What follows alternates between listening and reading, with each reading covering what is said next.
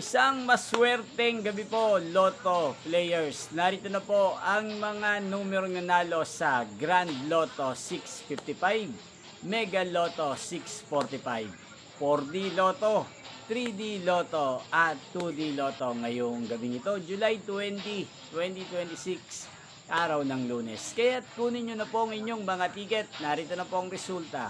Nakikita nyo na po ngayon sa screen ng inyong cellphone ang mga numerong nanalo sa mga games ng PCSO tulad ng Grand Lotto 655, Mega Lotto 645, 4D Lotto, 3D Lotto at 2D Lotto.